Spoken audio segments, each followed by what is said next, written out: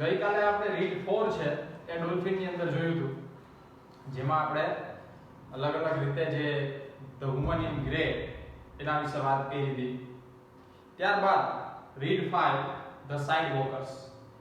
Side walkers વિશે આમ વાત કરીએ તો તમને બધાને ખ્યાલ જ હશે, આપણે બધા સીશોર ઉપર છે એ ગયેલા જ છીએ અને સીશોર ઉપર આપણે કરચલા છે એ જોયેલા છે. હવે જે કરચલા છે એ મોસ્ટ ઓફ સાઇડ વોકર્સ હોય છે, એટલે કે એ સાઇડમાં આ રીતે ચાલે છે, આમથી આમ. આપણી જેમ સીધા ચાલતા નથી, એ બાજુમાં ચાલે, આથી આમ. તો એના વિશે વાત કરવાની છે કે સાઇડ વોકર્સ છે એની શું કઈ કઈ બાબતની અંદર એની ખૂબીઓ છે, કઈ કઈ બાબતમાં એની ખામીઓ છે, એના વિશે આ યુનિટ છે.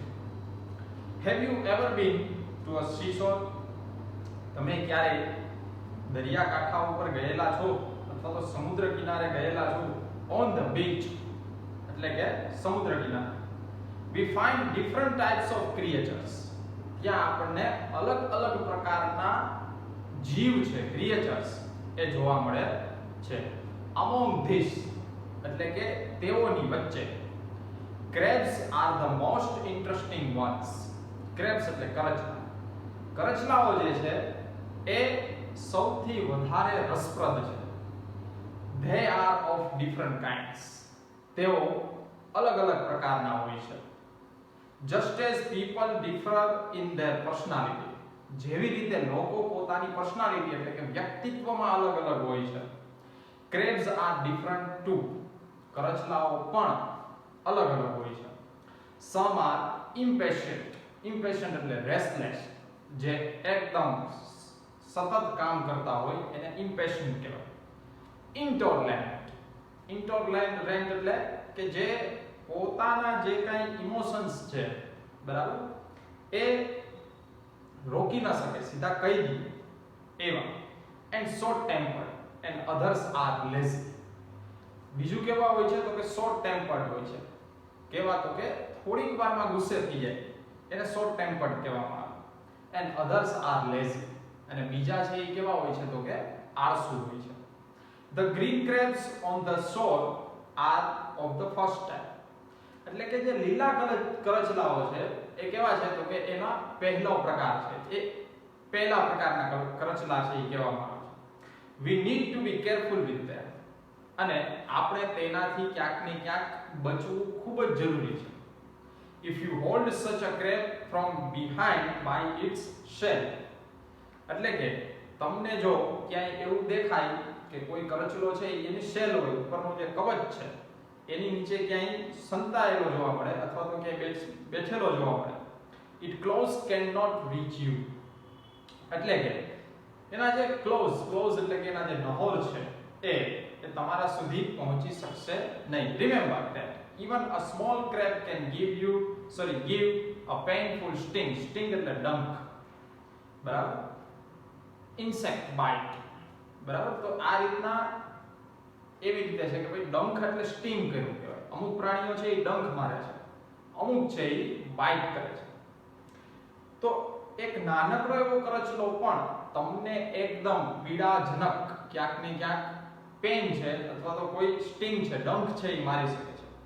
like other crabs, the shore crab too has pair of claws.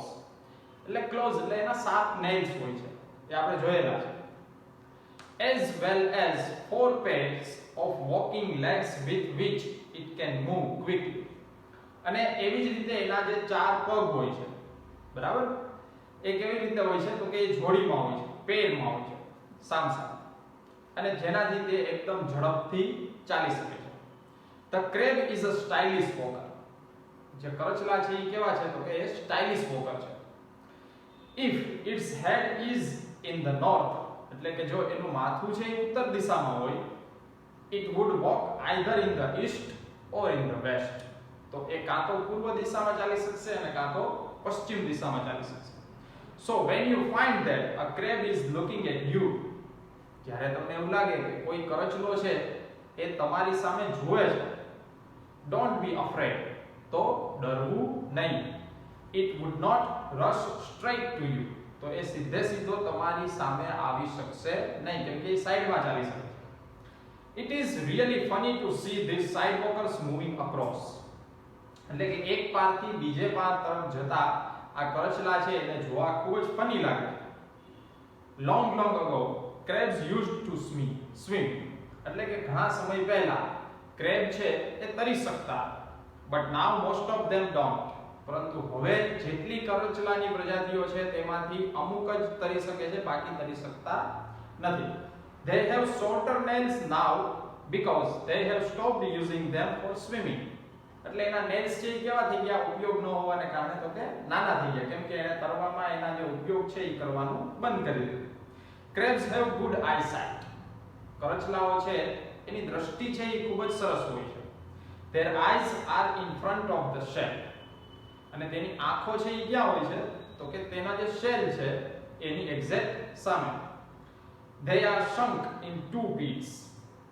અને તે બે નાના નાના મોલ જેવું હોય છે, એ તમને દેખાય નજીકથી જુઓ. There are two pairs of fillers on the sides.